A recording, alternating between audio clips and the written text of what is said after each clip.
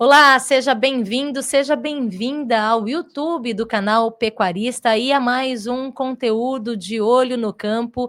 Esse conteúdo, esse programa podcast, chame como você quiser, é uma parceria do canal Pecuarista da Natura Frig Alimentos com a Leilosul. E aqui no nosso YouTube a gente traz o programa completo para você, você não perde nenhum ponto da nossa entrevista, que aliás hoje está muito especial.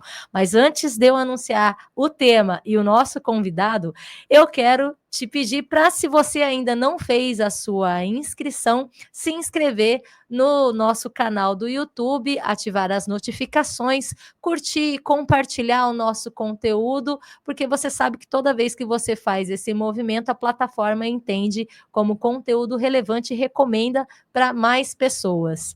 Também quero te convidar a ir no site do canal Pecuarista, onde você encontra notícias atualizadas e conteúdos exclusivos toda segunda, terça, quarta, quinta e sexta. E se você é mais das redes sociais, você pode nos seguir no nosso Instagram.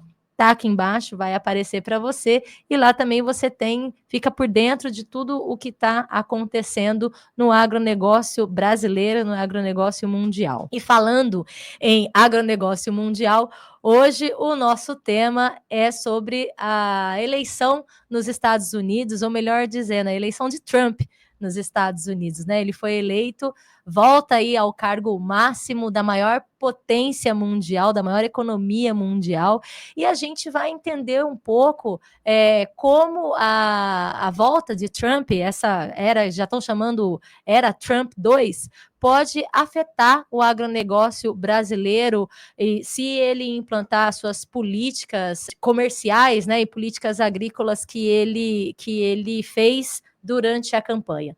E para tentar entender um pouco mais esse mercado, o que pode ser esse impacto, eu recebo hoje aqui no estúdio virtual do De Olho no Campo, o professor emérito da Fundação Getúlio Vargas, a FGV, e ex-ministro da Agricultura, Roberto Rodrigues, ele que é um dos principais nomes da revolução agropecuária do nosso país.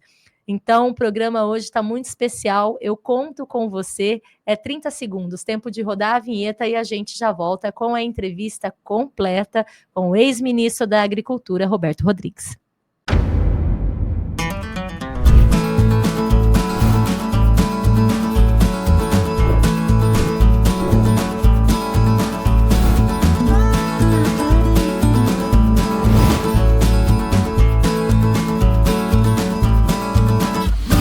De Olho no Campo.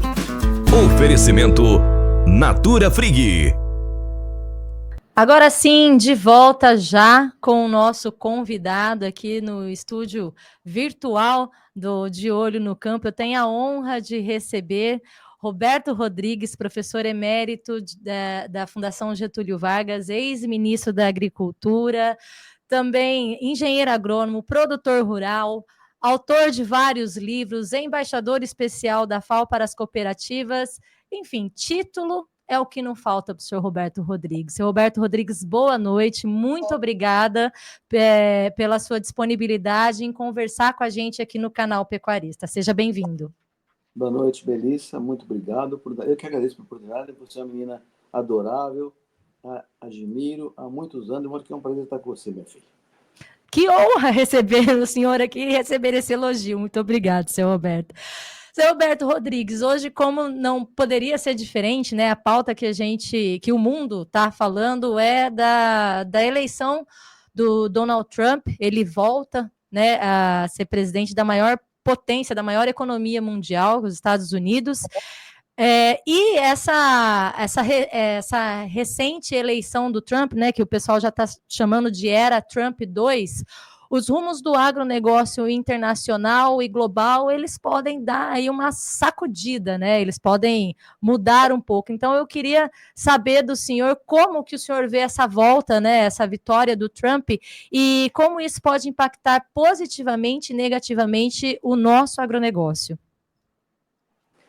Bom, vamos lá, Melissa. Em primeiro lugar, eu acho que é muito cedo fazer uma avaliação profunda e consistente, mas os sinais dados por ele e a forma como agiu no primeiro mandato também, Donald Trump, dão algumas indicações do que pode acontecer.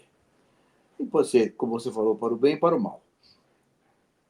Para o bem, a coisa mais relevante que pode acontecer é o presidente Trump ampliar a disputa comercial com a China, que aconteceu no primeiro mandato.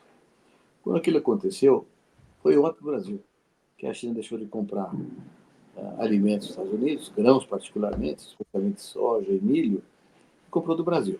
E foi um sucesso para nós habitamos, a exportação era espetacular. E mantivemos esse processo até hoje. Então, se ele insistir nesse processo, pode ser favorável para a agricultura brasileira. Então, é o lado positivo mais importante que a gente pode citar aqui. Em relação a possibilidades negativas, são várias. A primeira delas tem a ver com o forte apoio dos agricultores americanos à eleição do presidente Trump. É uma coisa impressionante. Quase a maioria absoluta dos produtores rurais americanos apoiava o candidato Trump e o elegeu. Isso pode representar, em compensação, algum protecionismo, alguma vantagem que o governo dê aos produtores americanos. Tipo, por exemplo, a tarifa de importação. Tarifas de importação mais altas vão, obviamente, atrapalhar nossa competitividade nos Estados Unidos. Então, isso pode ser um problema. Além do que, se ele realmente aumentar as tarifas de importação, ou seja, aumentar o protecionismo aos agricultores norte-americanos, isso pode ter um efeito dominó no resto do mundo. De repente, a União Europeia também aumenta tarifas, os asiáticos também aumentam tarifas, então pode haver um efeito negativo em todo o mercado mundial, para se defender de um único país que aumenta tarifas de importação. Então, isso seria péssimo para nós. Afetaria o Brasil em todos os mercados pela frente. Seria muito ruim. Um terceiro ponto que poderia piorar um pouco a situação atual é que, no seu primeiro mandato, o presidente Trump foi bastante contra as entidades multilaterais, a própria ONU, OMC, FAO. Na OMC foi pior que ser contra. Ele deixou de indicar juízes para a Organização Mundial do Comércio, que ficou travada, ficou parada. E isso é uma coisa fundamental para a gente, que as regras comerciais de caráter internacional são definidas pela OMC. Um desprezo do governo americano à OMC, evidentemente, complicaria um pouco mais o trabalho dessa instituição. Que não tem sido grande coisa, pela razão já passada, que o desprezo dado anteriormente já deu um pouco de diminuição de protagonismo para a ONU, mas pode piorar. E um último ponto que pode nos perturbar bastante é o fato de que o presidente tem anunciado que vai baixar impostos. Baixar impostos representa inflação, representa déficit público.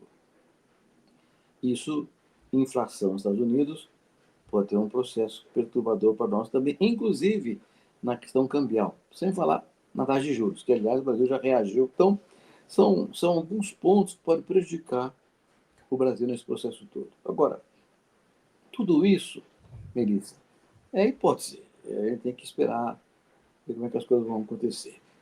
Ele, por outro lado, nesses 4 anos que ficou fora do governo, deve ter aprendido muito mais.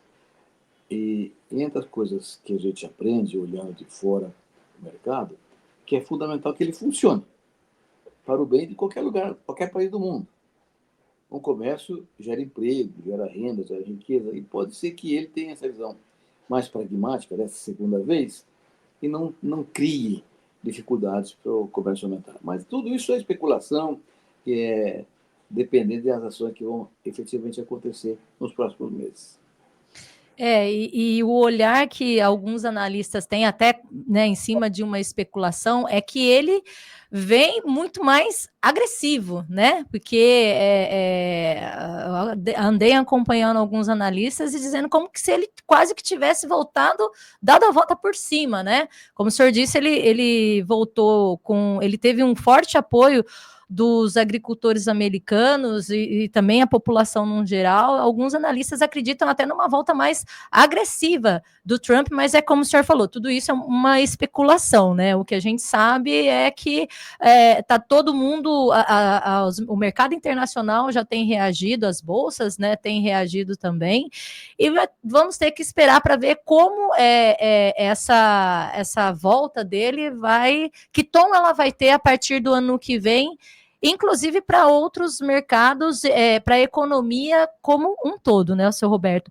E o senhor falou desse forte apoio dos agricultores americanos. Uma das propostas do Trump para o setor agrícola é que ele propõe facilitar a vida dos produtores americanos, principalmente reduzindo as exigências ambientais. A gente sabe que o Trump tem ali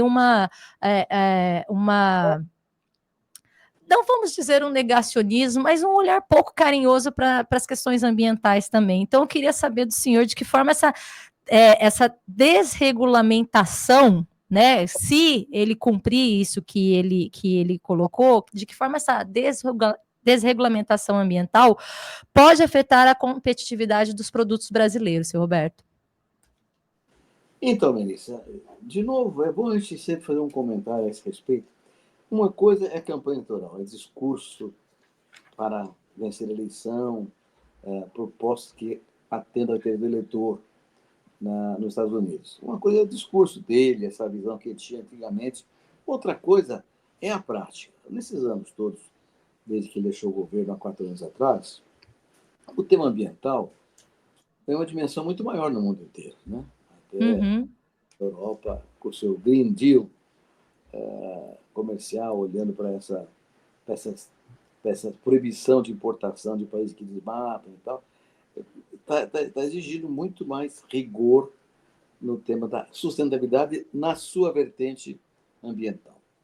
Então, eu acho que uma ação dele muito radical contra isso tudo o coloca, digamos assim, na contramão de uma tendência global, né? Se bem que nós observamos no começo desse ano, na Europa, uma coisa curiosa. O Parlamento Europeu, teórico, localizado em Bruxelas, fez todo um procedimento de proibições aos agricultores europeus de usarem defensivos agrícolas químicos, fertilizantes químicos, uma série de regras que machucaram muito o produtor europeu, tanto que eles se levantaram, então os países europeus fizeram um barulho tão grande que o parlamento voltou atrás. A Comissão Europeia voltou atrás nas suas pretensões. Mesmo a legislação do Green Deal, do desmatamento, que entrará em vigor 1º de janeiro do ano que vem, já foi adiada por um ano. Quer dizer, as pressões contra esse ambientalismo radical e teórico, né, burocrático e tal, foram muito grandes no mundo inteiro. Vamos ver como é que o Trump vai enfrentar essa coisa toda e qual é o nível de disposição que ele terá para enfrentar essa questão. Mas, em princípio, Melissa, eu diria o seguinte: a onda ambientalista cresceu muito nos 4 anos que ele esteve fora do poder. Vamos ver quanto ele é capaz de enfrentar isso. Considerando que onde a onda cresceu muito na Europa, a reação foi fulminante contra e a União Europeia foi obrigada a voltar atrás das suas ideias. Tem até uma proposta. Todo mundo tem uma reserva legal de 4% da sua área, que é minúsculo perto da proposta brasileira. Mas a reação foi tão grande que voltaram atrás desse processo todo. Então, ainda é uma incógnita. Ele tem essa visão, como você falou muito claramente, pragmática contra muito ambientalismo. Veremos. E lembrando, né, porque eu fiz essa pergunta para o senhor, porque a gente sabe como é o ritmo da produção no Brasil dentro dessas questões ambientais. O Brasil avançou muito, né? Tem um dos códigos ambientais mais rígidos, né, do mundo, né, seu Roberto? Ou mais, né? E cada vez mais, como o senhor bem colocou, o mundo olha para essa questão ambiental, né? A gente sabe aí o tanto que isso é exigido, por exemplo, dos pecuaristas, né? Tem países que não... Acordos que são feitos que não se compra nada de área desmatada, né? Legal ou ilegalmente. Então, é um assunto muito sério, né? E, de fato, como o senhor disse, quando ele estava há 4 anos, né? Há 8 anos, né? Os 4 anos dele, depois nós tivemos esses 4 anos do Biden, era um país, um mundo diferente, né? Nós avançamos muito, nós, enquanto sociedade, né? Nós avançamos muito para esse olhar socioambiental, né, seu Roberto? Como o senhor disse. E o senhor também tem algo que o senhor sempre leva, né? Que o senhor leva muito a fundo, que o senhor diz que o agronegócio é o responsável aí por combater o que o senhor chama de 4 cavaleiros do apocalipse, né? Que é a desigualdade social, a insegurança alimentar, a insegurança energética e mudanças climáticas, né? Enquanto isso estiver rondando, não há tranquilidade, não há paz, né, seu Roberto? O senhor sempre defende essa bandeira. É até pior do que isso, né? O que eu tenho repetido muito, Melissa, é que há uma espécie de perda de protagonismo global das organizações multilaterais, né? Se perguntar na rua hoje quem é o secretário-geral da ONU, pouca gente vai saber. Da OMC, mesmo para nós da agricultura, quem é que manda na FAO? A FAO é o órgão da ONU para a agricultura. Ninguém sabe, porque perdeu o controle, esse processo perdeu um pouco de... Não tem mais liderança, né? Isso faz com que o planeta siga meio sem rumo, sem regras que sejam aceitáveis e definidas de maneira harmoniosa em termos mundiais. E aí o que acontece? Cada um faz o que quer. Então a Rússia invade a Ucrânia, fica por isso mesmo. A guerra no Oriente Médio, lá com Israel, sofrendo, batendo, Irã entrando, não acontece nada. Aqui na Venezuela, vem uma eleição fajuta, ninguém faz nada. Ou seja, cada um faz o que quer. Isso, para mim, tem um risco enorme, que é uma erosão da democracia, né, Melissa? Não tem regras que deem uma direção harmoniosa para o planeta, cada um faz o que quer. Então a democracia fica em risco. A democracia em risco é a paz em risco. Então é preciso que haja uma ação global mais consistente na direção da paz. E aí é que eu digo que esses 4 cavaleiros do Apocalipse estão assombrando o planeta inteirinho. Ninguém está a escapo hoje da questão do segurança alimentar, da transição energética, mudança climática e segurança social. São temas que têm que ser enfrentados. Eu acho que quem vai enfrentar isso é o agro tropical do planeta, e o Brasil tem um papel protagônico fundamental, porque o Brasil foi o único país do mundo que desenvolveu a tecnologia tropical sustentável de fato. E você falou muito bem, nós já somos sustentáveis. A pecuária brasileira já é sustentável. Tem problema? Tem. Tem desmatamento legal? Tem. Tem invasão de terra? Tem. Tem incêndio criminoso? Tem. Tem garimpo clandestino? Tem. Mas quem faz isso é agricultor? Não, quem faz isso é bandido. É bandido. Tem que funcionar. Agora, o que alguns países, ou a própria União Europeia faz, é usar esse fato que existe e botar na conta do produtor rural, que é um pouco hipócrita, né, pessoal? Quem é que é contra o meio ambiente? Todo mundo é a favor do meio ambiente, ninguém é contra o meio ambiente, né? Nós, inclusive, aliás, o agricultor brasileiro é o mais ambientalista do mundo, ele que faz, como você falou, a florestal é de um rigor absoluto, nós fazemos tudo certinho. Mas o concorrente usa essas ilegalidades contra nós, de maneira malandra, porque o consumidor não sabe se quem derrubou a floresta é agricultor ou é invasor de terra, ou é vendedor de madeira, e mistura a estação. Então, é preciso, em primeiro lugar, tem que acabar o que é ilegal. Se tiver ilegalidade, você está sempre dando chance ao concorrente de fazer essa safadeza com a gente. Tem que acabar o que é ilegal. E aí mostrar a realidade da nossa sustentabilidade, que é espetacular mesmo. Agora, regras. Os países fazem, então se defender, está errado. Está certo, está se defendendo, está defendendo o produtor dele. Então, temos que desmanchar o argumento para que ele tenha uma condição legítima de defesa da nossa agricultura sustentável. Dos pontos que o senhor colocou também, né, essas questões dos conflitos, né, o Trump, ele fez uma promessa audaciosa também, uma das promessas dele é que ele vai acabar com o conflito entre a Ucrânia e Rússia, né, e também no Oriente Médio. E, né, isso de fato mudaria todo o cenário das nossas exportações, enfim, importações também para alguns países. A retomada das exportações de grão, se ele acabar com a guerra, como ele promete, a retomada dessas exportações de grão desses países pode afetar o Brasil? Na verdade, esses países são importadores, né? Alguns também exportam trigo, mas isso pode realmente atrapalhar a gente. Mas não acho que seja um problema, viu? O problema mesmo é tarifa. Se ele elevar as tarifas e os outros países do mundo ou copiarem, isso vai ser muito ruim para nós. O problema é que se os americanos aumentam a tarifa, isso pode gerar um efeito adicional no mundo. A Europa fala, ele aumentou, vou aumentar também aqui. Então, o Japão, vou aumentar também aqui. Então, todos os países aumentam a tarifa e aí a exportação brasileira vai sofrer demais. Brasileira e qualquer outro país do mundo. América Latina, Argentina, que é outro produtor importante também, não perder espaço. Então, é muito ruim para o Brasil, para os países exportadores, se as tarifas aumentarem. É péssimo, é péssimo. Seu Roberto, a gente falou de como o mercado já começou a se movimentar, né? Os analistas, a economia do mundo já começou a se movimentar, a olhar para a eleição do Trump. Com as medidas do Trump, o dólar pode se valorizar, né? Como a gente já viu aí nesses dias que ele deu uma mexida já, né? A valorização do dólar, ela ajuda ou prejudica o agronegócio brasileiro? Do ponto de vista do produtor, do ponto de vista das nossas exportações, do ponto de vista de como os produtos que nós importamos também, eu queria que o senhor falasse um pouco sobre isso. Você já deu resposta, você mesmo já respondeu, querido.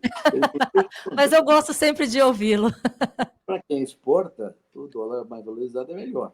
Para quem importa, é pior.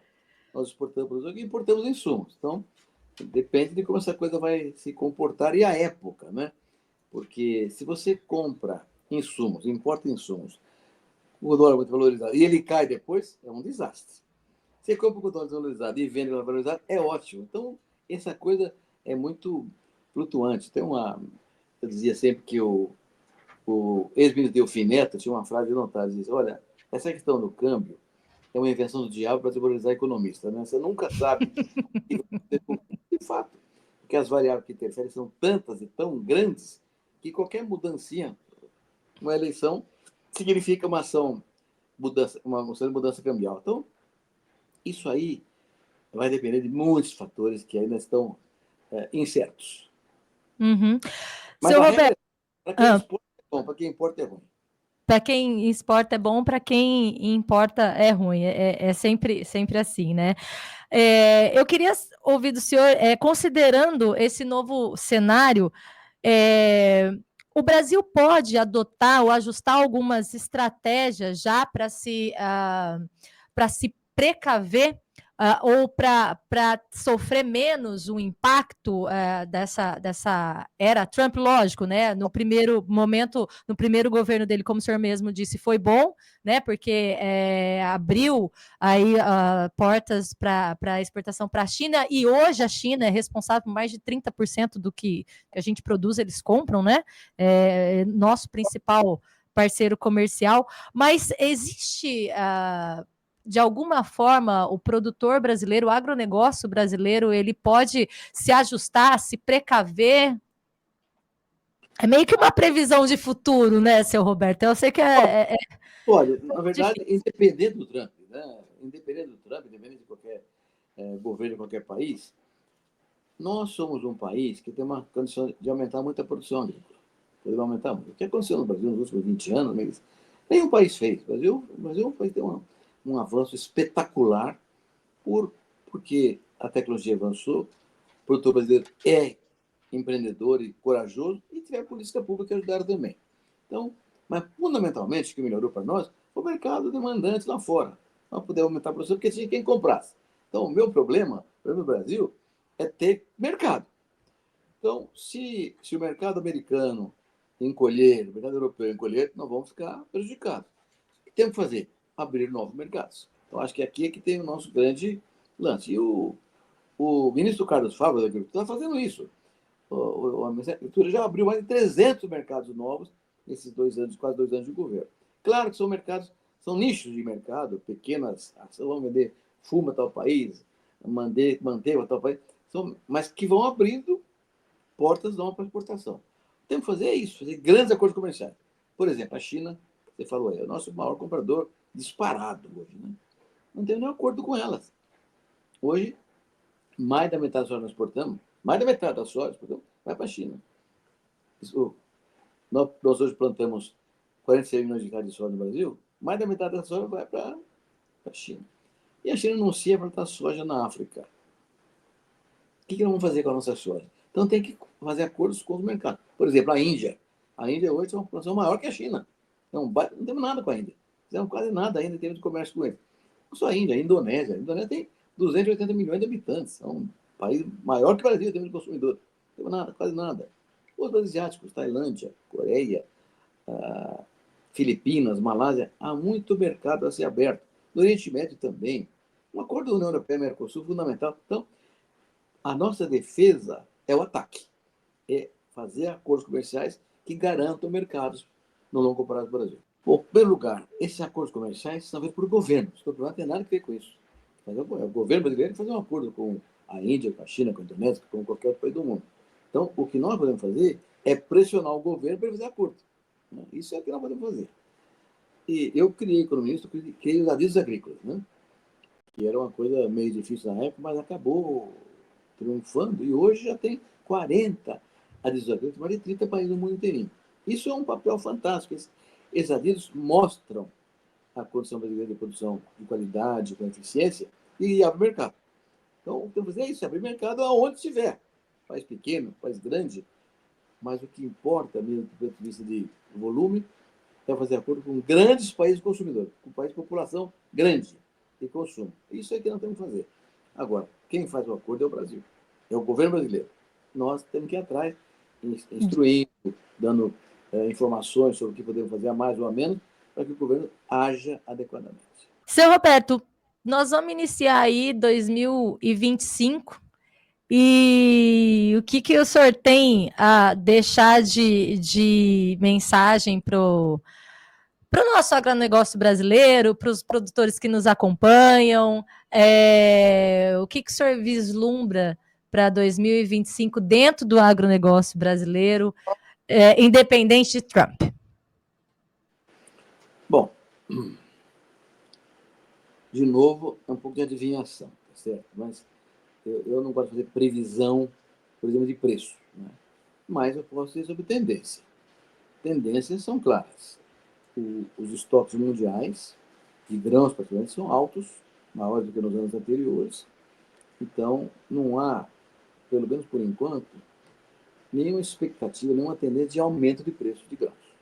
Porque os estoques são altos. O que aconteceu na pandemia, por exemplo, que faltou comida na pandemia, então os preços dobraram, em dólar. Né? E nós aproveitamos e aumentamos a produção também. Mas agora, todo mundo aumentou a produção. Os estoques cresceram muito no mundo inteiro. De modo que se olha, o estoque mundial de soja, de milho, são estoques altos que não permitem imaginar melhor de preço. Ou seja, a tendência é que sejam estabilizados, se mantenham como estão hoje. Ou até piorem, dependendo da safra brasileira e argentina, que está sendo plantada agora. Grãos. Em compensação, café e açúcar são culturas permanentes que sofreram muito no Brasil, na América do Sul, cada seca. Geada e seca nos últimos 2 ou 3 anos, esse ano particularmente, então a produção caiu demais aqui no Brasil, que é o maior produtor mundial de café e de açúcar. É o maior. Se o Brasil, que é o maior, perde produção, os preços sobem.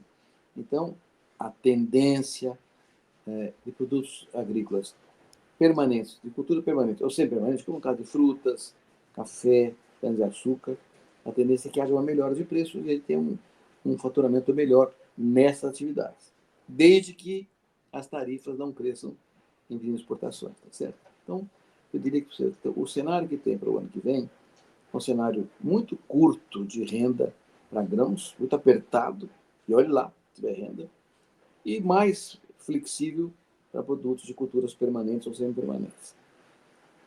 Carnes.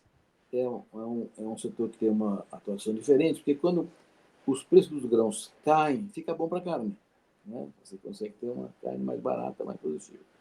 Então, com preços baratos para milho e para soja, é possível que haja um bom mercado para carnes bovinas, suínas e de frangos, o que é positivo no Brasil também. Mas a margem também será pequena, não vai haver uma grande ampliação de preço. Pequena, restrita. Então, eu vejo 2025 como um ano relativamente difícil para a agricultura tradicional brasileira, com ênfase para grãos e com alguma facilidade ou melhoria, né, para açúcar e café. Tá certo. Seu Roberto Rodrigues, mais uma vez eu quero agradecer o senhor pela disponibilidade, sei como é a sua agenda, sempre lotada de compromissos, e o senhor abriu um espaço na sua agenda para falar com a gente aqui do canal Pecuarista.